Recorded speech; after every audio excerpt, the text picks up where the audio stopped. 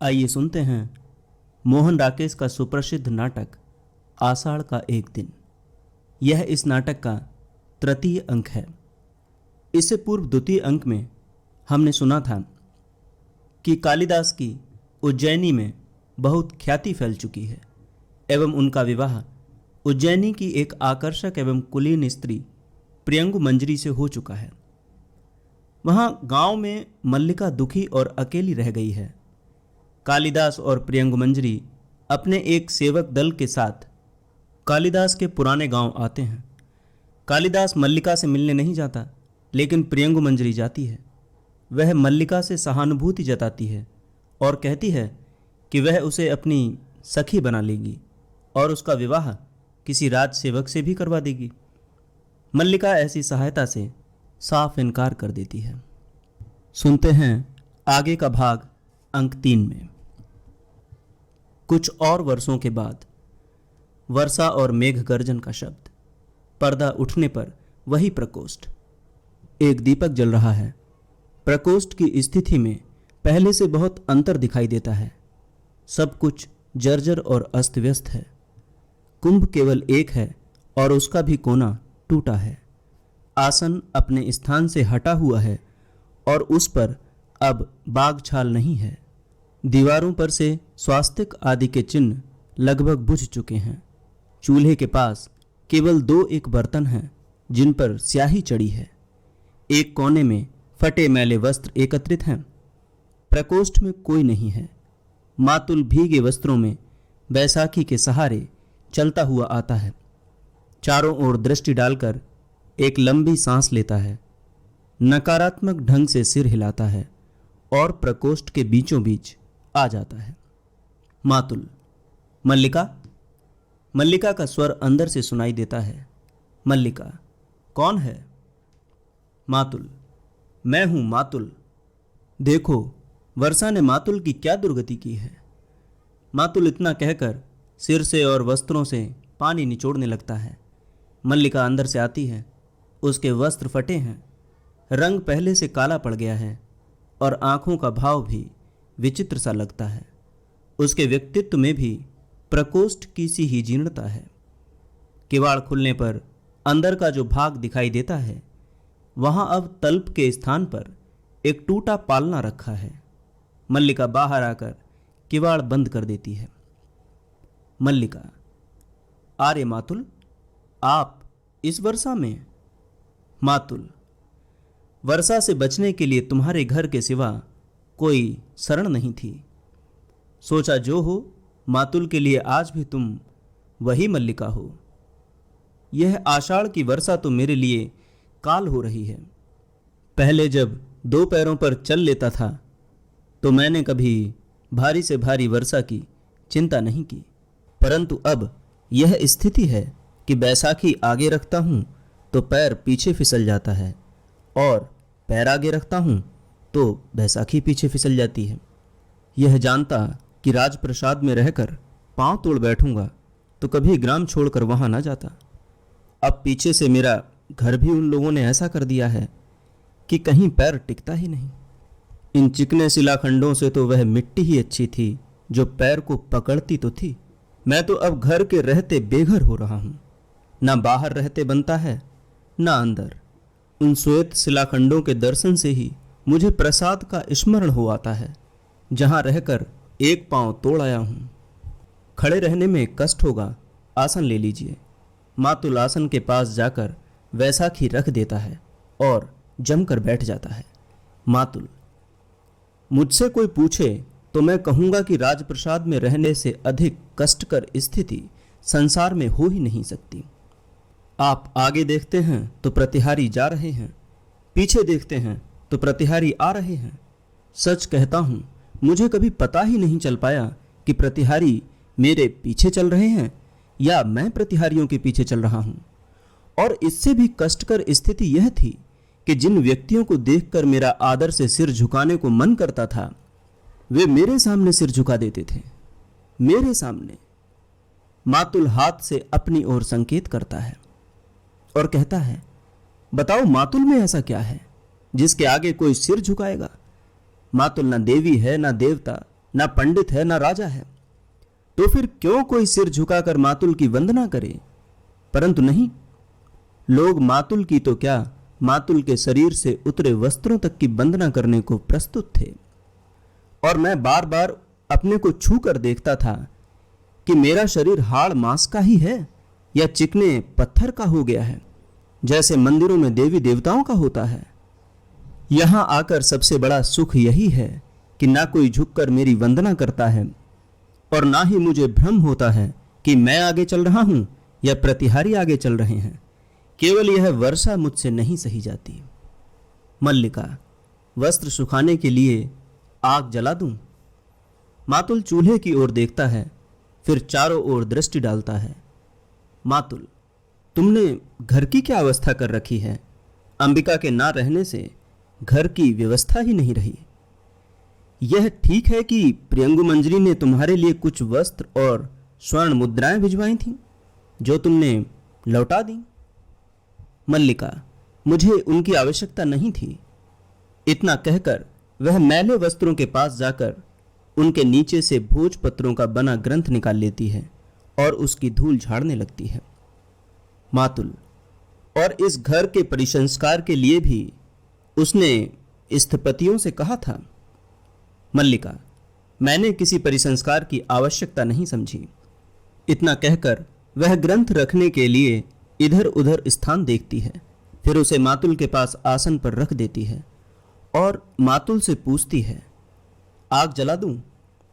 मातुल, नहीं, वर्षा थम रही है, कहते हुए वैसाखी लिए हुए झरोके के पास चला जाता है और कहता है, हल्की हल्की बूंदें हैं, किसी तरह घिसटता हुआ घर पहुंच जाऊं तो वहीं वस्त्र सुखाऊंगा, कहीं फिर धारासार बरसने लगा तो बस।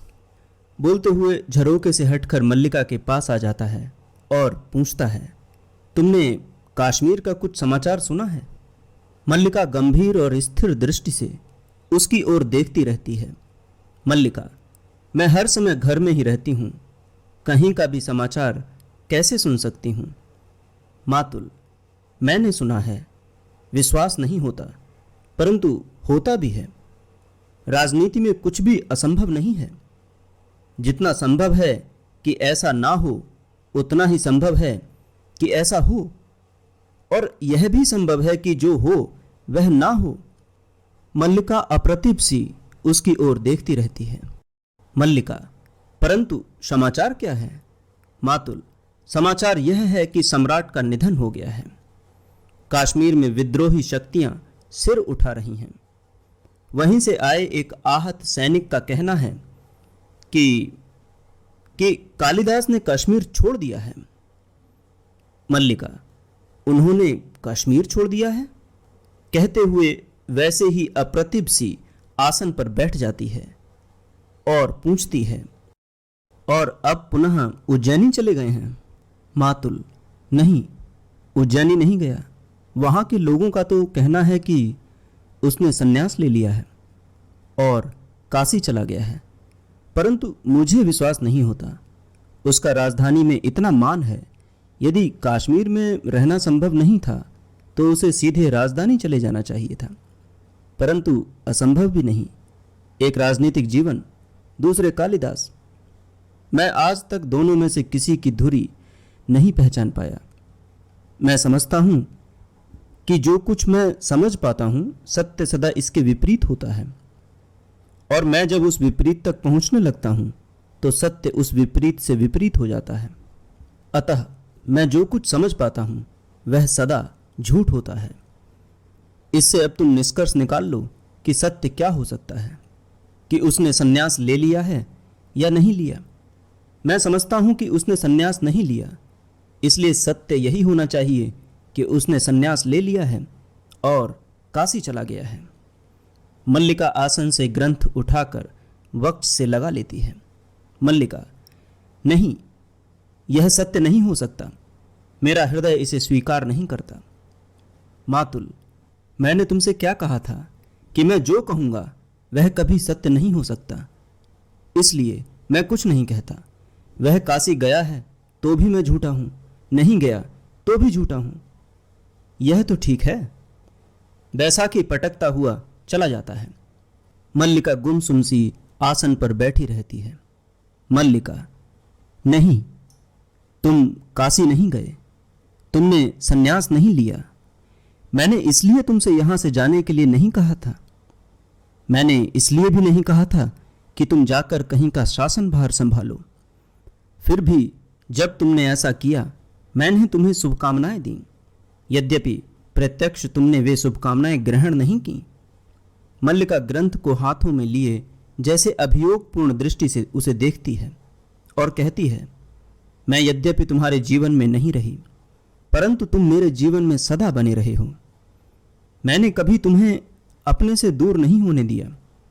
तुम रचना करते रहे और मैं समझती रही कि मैं सार्थक हूं, मेरे जीवन की भी कुछ उपलब्धि है। मल्लिका ग्रंथ को घुटनों पर रख देती है और कहती है, और आज तुम मेरे जीवन को इस तरह निरर्थक कर दोगे।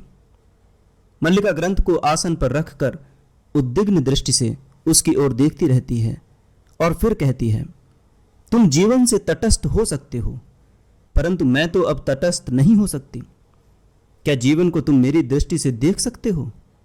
जानते हो मेरे जीवन के ये वर्ष कैसे व्यतीत हुए हैं?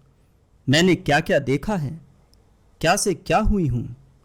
इतना कहते हुए वह उठकर अंदर का किवाड़ खोल देती है और पालने की ओर संकेत करती है और कहती है, इस जीव को देखो, पहचान सकते हो? यह मल्लिका है जो धीरे धीरे बड़ी हो रही है और मां के स्थान पर अब मैं उसकी देखभाल करती हूं। यह मेरे अभाव की संतान है। जो भाव तुम थे वह दूसरा नहीं हो सका, परंतु अभाव के कोष्ठ में किसी दूसरे की जाने कितनी कितनी आकृतियां हैं। जानते हो, मैंने अपना नाम खोकर एक विशेषण उपार्जित किया है और अब मैं अपनी दृष्टि में नाम नहीं, केवल विशेषण हूं।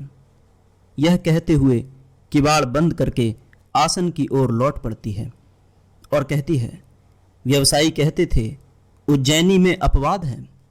तुम्हारा बहुत सा समय वारांगनाओं के सहवास में व्यतीत होता है, परंतु तुमने वारांगना का यह रूप भी देखा है। आज तुम मुझे पहचान सकते हो? मैं आज भी उसी तरह पर्वत शिखर पर जाकर मेघमालाओं को देखती हूं, उसी तरह ऋतुसंहार और मेघदूत की पंक्तियां पढ़ती हूं। मैंने अपने भाव के कोष्ठ को रिक्त नहीं होने दिया, परंतु मेरे अभाव की पीड़ा का अनुमान लगा सकते हो? कहते हुए वह कुहनियां आसन पर रखकर बैठ जाती है और ग्रंथ हाथों में उठा लेती है और कहती है, नहीं, तुम अनुमान नहीं लगा सकते। तुमने लिखा था कि एक दोष गुणों के समूह में उसी तरह छिप जाता है जैसे चांद की किरणों में कलंक, परंतु दारिद्र्य नहीं छिपता। 100 गुणों में भी नहीं छिपता। नहीं, छिपता ही नहीं, 100 गुणों को छा लेता है, एक एक करके नष्ट कर देता है। मल्लिका बोलती बोलती और अंतर्मुख हो जाती है और कहती है, परंतु मैंने यह सब सह लिया इसलिए कि मैं टूटकर भी अनुभव करती रही कि तुम बन रहे हो, क्योंकि मैं अपने को अपने में ना देखकर तुम में देखती थी, और आज यह सुन रही हूं कि तुम सब कुछ छोड़कर संन्यास ले रहे हो, तटस्थ हो रहे हो, उदासीन। मुझे मेरी सत्ता के बोध से इस तरह वंचित कर दोगे? अचानक बिजली कौंधती है और मेघ गर्जन सुनाई देता है। मल्लिका कहती है, वही आषाढ़ का दिन है, उसी तरह मेघ गरज रहे हैं, वैसी ही वर्षा हो रही है, वही मैं हूं, उसी घर में हूं। किंतु अचानक पुनः बिजली कौंधती है, मेघ गर्जन सुनाई देता है और ड्योढ़ी का द्वार धीरे धीरे खुलता है। कालिदास छत विछत सा द्वार खोलकर ड्योढ़ी में ही खड़ा रहता है।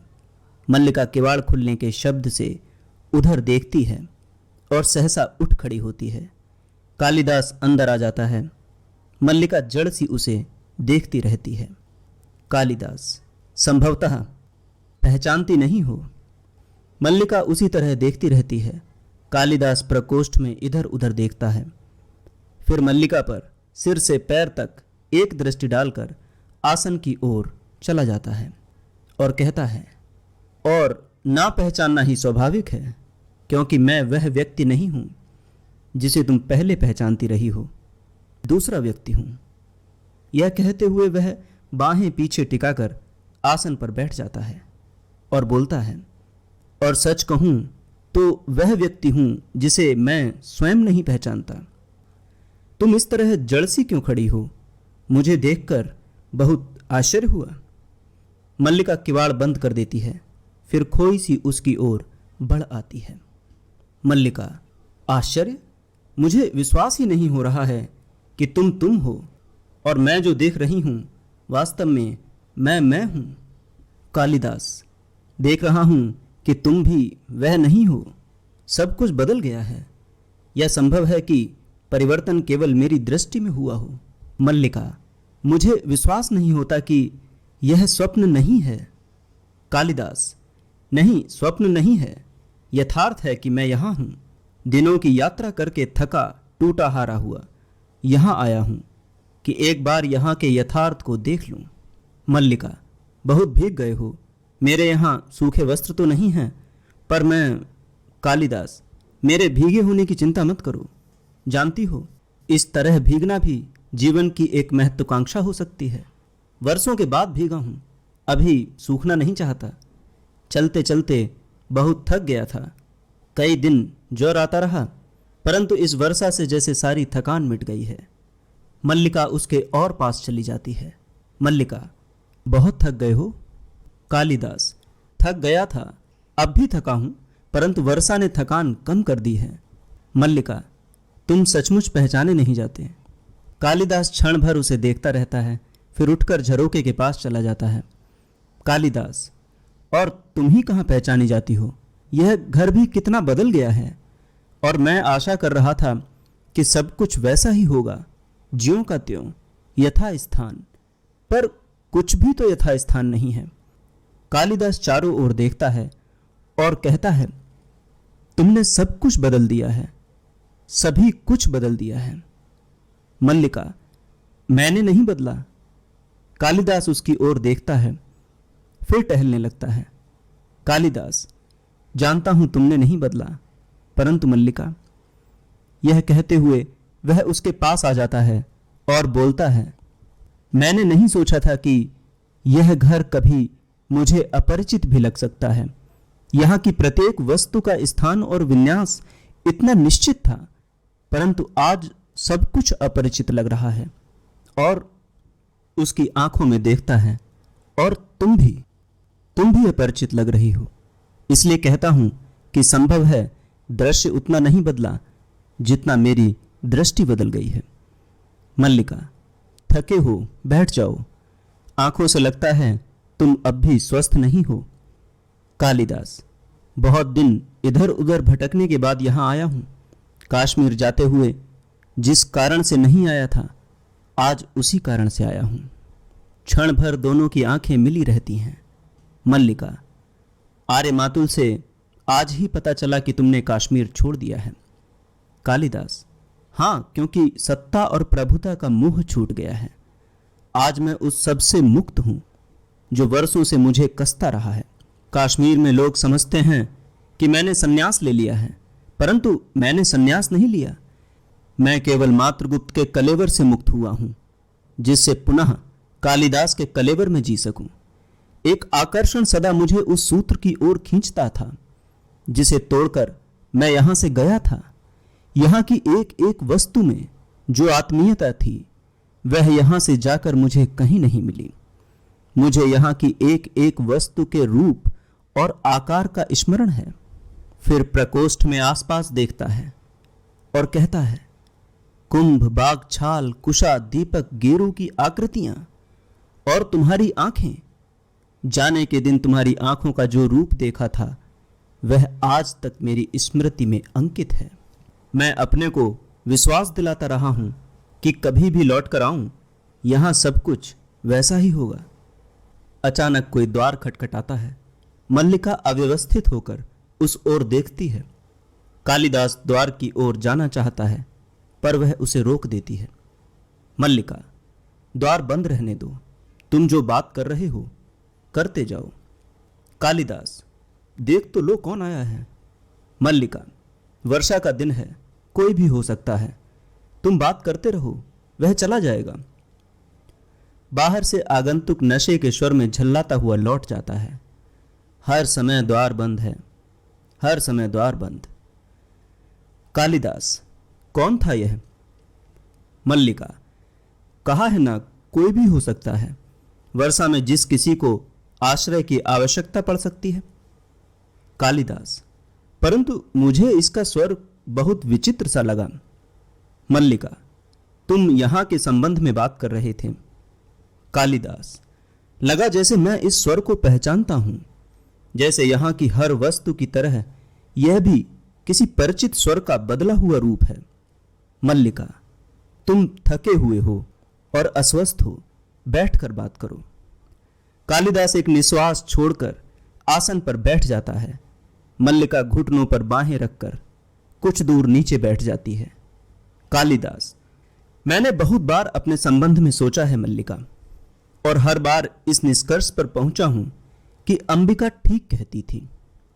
कालिदास की बाहें पीछे की ओर फैल जाती हैं और आंखें छत की ओर उठ जाती हैं। वह कहता है, मैं यहां से क्यों नहीं जाना चाहता था? एक कारण यह भी था कि मुझे अपने पर विश्वास नहीं था। मैं नहीं जानता था कि अभाव और भर्त्सना का जीवन व्यतीत करने के बाद प्रतिष्ठा और सम्मान के वातावरण में जाकर मैं कैसा अनुभव करूंगा। मन में कहीं यह आशंका थी कि वह वातावरण मुझे छा लेगा और मेरे जीवन की दिशा बदल देगा, और यह आशंका निराधार नहीं थी। आंखें मल्लिका की ओर झुक जाती हैं और वह कहता है, तुम्हें बहुत आश्चर्य हुआ था कि मैं कश्मीर का शासन संभालने जा रहा हूं। तुम्हें यह बहुत अस्वाभाविक लगा होगा, परंतु मुझे इसमें कुछ भी अस्वाभाविक प्रतीत नहीं होता। अभावपूर्ण जीवन की वह एक स्वाभाविक प्रतिक्रिया थी। संभवतः उसमें कहीं उन सबसे प्रतिशोध लेने की भावना भी थी जिन्होंने जब तब मेरी भर्त्सना की थी, मेरा उपहास उड़ाया था। कालिदास होंठ काटकर उठ पड़ता है और झरोके के पास चला जाता है और कहता है, परंतु मैं यह भी जानता था कि मैं सुखी नहीं हो सकता। मैंने बार बार अपने को विश्वास दिलाना चाहा कि कमी उस वातावरण में नहीं, मुझ में है।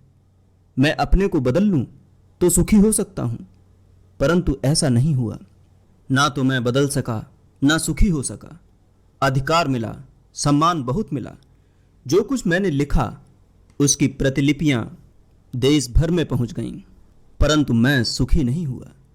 किसी और के लिए वह वातावरण और जीवन स्वाभाविक हो सकता था, मेरे लिए नहीं था। एक राज्याधिकारी का कार्यक्षेत्र मेरे कार्यक्षेत्र से भिन्न था।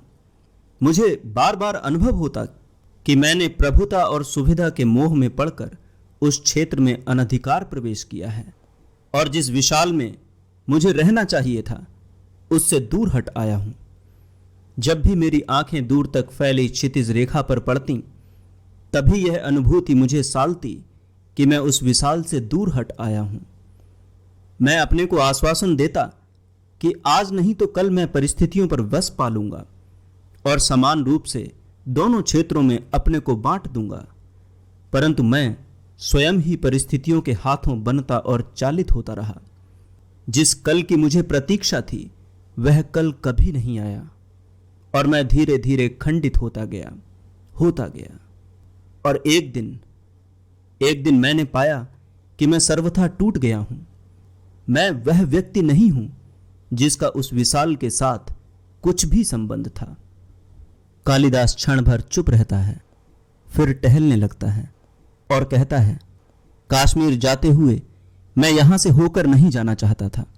मुझे लगता था कि यह प्रदेश, यहां की पर्वत श्रृंखला और उपत्यकाएं मेरे सामने एक मूक प्रश्न का रूप ले लेंगी। फिर भी लोभ का संवरण नहीं हुआ, परंतु उस बार यहां आकर मैं सुखी नहीं हुआ। मुझे अपने से वितृष्णा हुई, उनसे भी वितृष्णा हुई जिन्होंने मेरे आने के दिन को उत्सव की तरह माना। तब पहली बार मेरा मन मुक्ति के लिए व्याकुल हुआ था, परंतु उस समय मुक्त होना संभव नहीं था।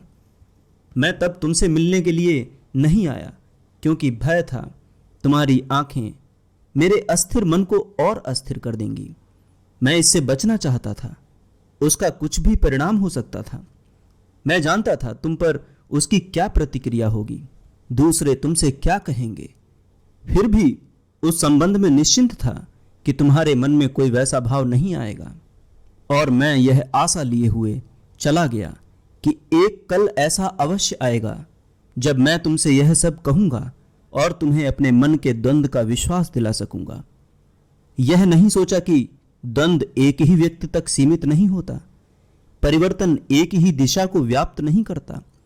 इसलिए आज यहां आकर बहुत व्यर्थता का बोध हो रहा है। कालिदास फिर झरोके के पास चला जाता है और कहता है, लोग सोचते हैं मैंने उस जीवन और वातावरण में रहकर बहुत कुछ सीखा है, परंतु मैं जानता हूं कि मैंने वहां रहकर कुछ नहीं सीखा। जो कुछ लिखा है वह यहां के जीवन का ही संचय था। कुमार संभव की पृष्ठभूमि यह हिमालय है और तपस्विनी उमा तुम हो।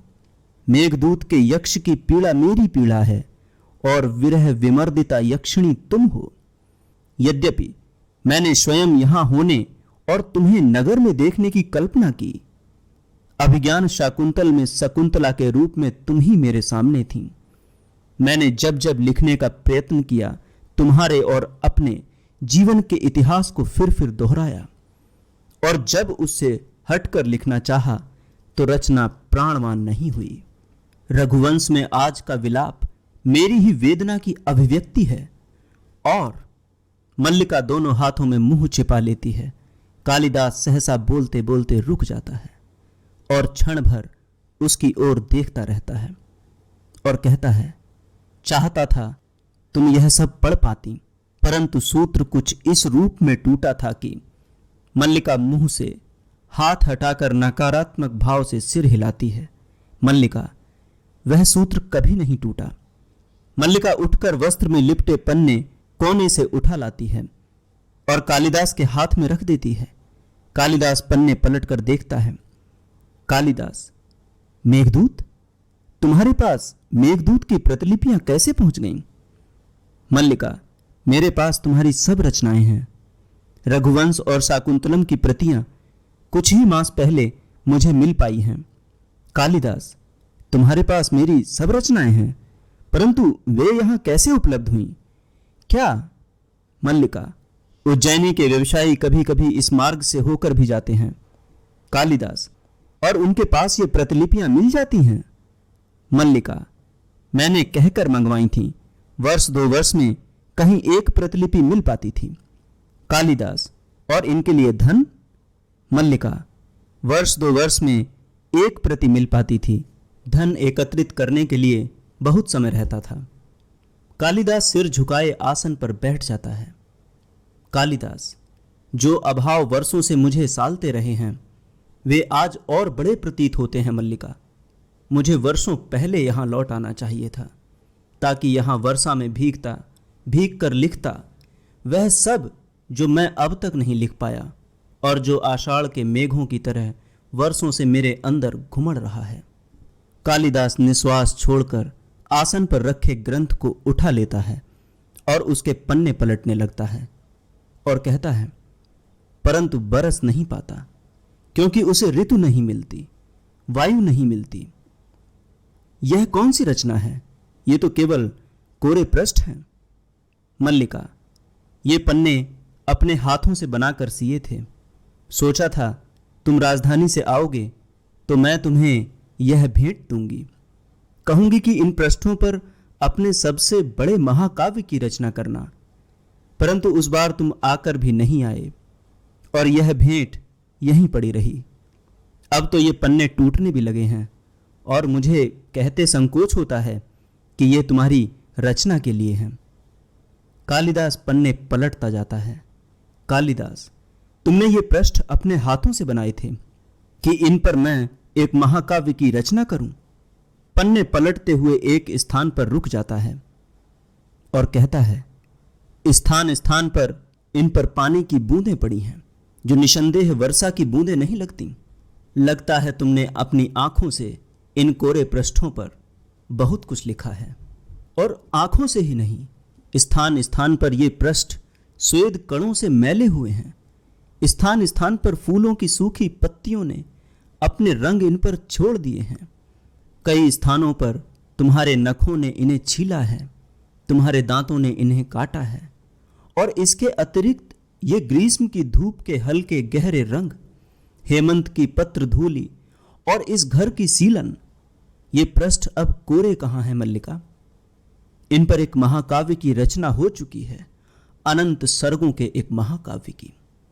ग्रंथ रख देता है और कहता है, इन पृष्ठों पर अब नया कुछ क्या लिखा जा सकता है? कालिदास उठकर झरोखे के पास चला जाता है, कुछ क्षण बाहर देखता रहता है, फिर मल्लिका की ओर मुड़ आता है और कहता है, परंतु इसके आगे भी तो जीवन शेष है, हम फिर अथ से आरंभ कर सकते हैं। अंदर से बच्चे के कुनमुनाने और रोने का शब्द सुनाई देता है। मल्लिका सहसा उठकर उद्विग्न भाव से उस ओर चल देती है। कालिदास हतप्रभ सा उसे जाते देखता है। कालिदास, मल्लिका? मल्लिका रुककर उसकी ओर देखती है। कालिदास, किसके रोने का शब्द है यह? मल्लिका, यह मेरा वर्तमान है। मल्लिका कहते हुए अंदर चली जाती है। कालिदास स्तंभित सा प्रकोष्ठ के बीचों बीच आ जाता है। कालिदास, तुम्हारा वर्तमान? अचानक कोई द्वार खटखटाता है, फिर पैर की चोट से द्वार अपने आप खुल जाता है। ड्योढ़ी में विलोम द्वार को कोसता खड़ा है। वस्त्र कीचड़ से लथपथ हैं। वह झूलता सा अंदर आता है। विलोम भीगे दिन में फिसल कर गिरे और गिरे खाई में। कितनी बार कहा है भैया विलोम, बहुत ऊंचे मत चढ़ा करो, परंतु भैया विलोम क्यों मानने लगे?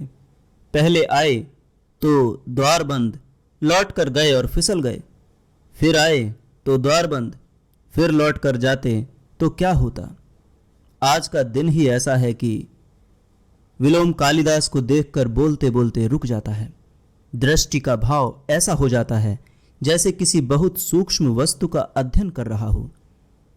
विलोम कहता है, न जाने आंखों को क्या हो गया है, कभी अपरिचित आकृतियां बहुत परिचित जान पड़ती हैं और कभी परिचित आकृतियां भी परिचित नहीं लगती। अब यह इतनी परिचित आकृति है और मैं इसे पहचान ही नहीं पा रहा। आकृति जानी हुई है और व्यक्ति नया सा लगता है। क्यों बंधु, तुम मुझे पहचानते हो? मल्लिका अंदर से आती है और विलोम को देखकर द्वार के पास जड़ हो जाती है। कालिदास, आकृति बहुत बदल गई है, परंतु व्यक्ति आज भी वही हो। विलोम, स्वर भी परिचित है और शब्द भी। आंखें स्थिर करके देखने का प्रयत्न करता है और फिर सहसा हंस उठता है। तो तुम हो, तुम? गिरने और चोट खाने का सारा कष्ट दूर हो गया। कितने दिनों से तुम्हें देखने की लालसा मन में थी। आओ। विलोम उसकी ओर बाहें बढ़ाता है, परंतु कालिदास उसके सामने से हट जाता है। गले नहीं मिलोगे? मेरा शरीर मैला है इसलिए, या मुझी से घृणा है? परंतु इस तरह मेरा तुम्हारा संबंध नहीं टूट सकता। तुमने कहा था ना कि हम एक दूसरे के बहुत निकट पड़ते हैं। नहीं कहा था? मैंने इन वर्षों में उस निकटता में अंतर नहीं आने दिया। मैं तो समझता हूं कि अब हम एक दूसरे के और भी निकट पड़ते हैं। विलोम मल्लिका की ओर मुड़ता है और कहता है, क्यों मल्लिका, मैं ठीक नहीं कहता? तुम वहां स्तंभित से क्यों खड़ी हो? विलोम, इस घर में अब तो अयाचित अतिथि नहीं है। अब तो वह अधिकार से आता है। नहीं, अब तो वह इस घर में कालिदास का स्वागत और आतिथ्य कर सकता है। नहीं। विलोम फिर कालिदास की ओर मुड़ता है और कहता है, कहोगे कितनी आकस्मिक बात है कि तब भी मुझसे इसी घर में भेंट हुई थी और आज भी यही हुई है। परंतु सच मानो, यह आकस्मिक बात नहीं है। तुम जब भी आते हमारी भेंट यही होती। विलोम मल्लिका की ओर मुड़ता है और कहता है, तुमने अब तक कालिदास के आतिथ्य का उपक्रम नहीं किया। वर्षों के बाद एक अतिथि घर में आए और उसका आतिथ्य ना हो, जानती हो कालिदास को इस प्रदेश के हरिण शावकों का कितना मोह है। विलोम फिर कालिदास की ओर मुड़ता है और कहता है, एक हरिण शावक इस घर में भी है। तुमने मल्लिका की बच्ची को नहीं देखा? उसकी आंखें किसी हरिण शावक से कम सुंदर नहीं हैं। और जानते हो अष्टावक्र क्या कहता है? कहता है, मल्लिका सहसा आगे बढ़ जाती है। मल्लिका, आर्य विलोम। विलोम हंसता है। विलोम, तुम नहीं चाहती कि कालिदास यह जाने कि अष्टावक्र क्या कहता है, परंतु मुझे उसकी बात पर विश्वास नहीं होता। मैं इसलिए कह रहा था कि संभव है कालिदास ही देखकर बता सकें कि अष्टावक्र की बात कहां तक सच है। क्या बच्ची की आकृति सचमुच विलोम से मिलती है, या मल्लिका हाथों में मुंह छिपाए आसन पर जा बैठती है। विलोम कालिदास के पास चला जाता है और कहता है, चलो देखोगे? कालिदास, यहां से चले जाओ विलोम। विलोम, चला जाऊं? हंसता है। इस घर से या ग्राम प्रांतर से ही? सुना है शासन बहुत बली होता है, प्रभुता में बहुत सामर्थ्य होती है। कालिदास, मैं कह रहा हूं इस समय यहां से चले जाओ। विलोम, क्योंकि तुम यहां लौट आए हो, क्योंकि वर्षों से छोड़ी हुई भूमि आज फिर तुम्हें अपनी प्रतीत होने लगी है, क्योंकि तुम्हारे अधिकार शाश्वत हैं। हंसता है और कहता है, जैसे तुमसे बाहर जीवन की गति ही नहीं है। तुम ही तुम हो और कोई नहीं है। परंतु समय निर्दय नहीं है, उसने औरों को भी सत्ता दी है, अधिकार दिए हैं। वह धूप और नैवेद्य लिए घर की देहली पर रुका नहीं रहा, उसने औरों को अवसर दिया है, निर्माण किया है। तुम्हें उसके निर्माण से वितृष्णा होती है, क्योंकि तुम जहां अपने को देखना चाहते हो नहीं देख पा रहे। विलोम कई क्षण उसकी ओर देखता रहता है, फिर हंसता है और कहता है, तुम चाहते हो इस समय मैं यहां से चला जाऊं? मैं चला जाता हूं, इसलिए नहीं कि तुम आदेश देते हो, परंतु इसलिए कि तुम आज यहां अतिथि हो और अतिथि की इच्छा का मान होना चाहिए। विलोम द्वार की ओर चल देता है। द्वार के पास रुककर मल्लिका की ओर देखता है और कहता है, देखना मल्लिका, आतिथ्य में कोई कमी न रहे। जो अतिथि वर्षों में एक बार आया है, वह आगे जाने कभी आएगा या नहीं। विलोम अर्थपूर्ण दृष्टि से दोनों की ओर देखता है और चला जाता है। मल्लिका मुंह से हाथ हटाकर कालिदास की ओर देखती है। कुछ क्षण दोनों चुप रहते हैं। मल्लिका, क्या सोच रहे हो? कालिदास झरोके के पास चला जाता है। कालिदास, सोच रहा हूं कि वह आषाढ़ का ऐसा ही दिन था, ऐसे ही घाटी में मेघ भरे थे और असमय अंधेरा हो आया था। मैंने घाटी में एक आहत हरिण शावक को देखा था और उठाकर यहां ले आया था। तुमने उसका उपचार किया था। मल्लिका उठकर उसके पास चली जाती है। मल्लिका, और भी तो कुछ सोच रहे हो? कालिदास, और सोच रहा हूं कि उपत्यकाओं का विस्तार वही है, पर्वत शिखर की ओर जाने वाला मार्ग भी वही है, वायु में वैसी ही नमी है, वातावरण की धुनिया भी वैसी ही है। मल्लिका, और? कालिदास, और कि वही चेतना है जिसमें कंपन होता है, वही हृदय है जिसमें आवेश जागता है। परंतु मल्लिका चुपचाप उसकी ओर देखती रहती है। कालिदास वहां से हटकर आसन के पास आ जाता है और वहां से ग्रंथ उठा लेता है और कहता है, परंतु यह कोरे पृष्ठों का महाकाव्य तब नहीं लिखा गया था। मल्लिका, तुम कह रहे थे कि तुम फिर अत से आरंभ करना चाहते हो। कालिदास निश्वास छोड़ता है। कालिदास, मैंने कहा था कि मैं अत से आरंभ करना चाहता हूं। यह संभवतः इच्छा का समय के साथ द्वंद्व था, परंतु देख रहा हूं कि समय अधिक शक्तिशाली है, क्योंकि मल्लिका, क्योंकि फिर अंदर से बच्ची के रोने का शब्द सुनाई देता है। मल्लिका झट से अंदर चली जाती है। कालिदास ग्रंथ आसन पर रखता हुआ जैसे अपने को उत्तर देता है, कालिदास, क्योंकि वह प्रतीक्षा नहीं करता। अचानक बिजली चमकती है और मेघ गर्जन सुनाई देता है। कालिदास एक बार चारों ओर देखता है, फिर झरोके के पास चला जाता है। वर्षा पड़ने लगती है।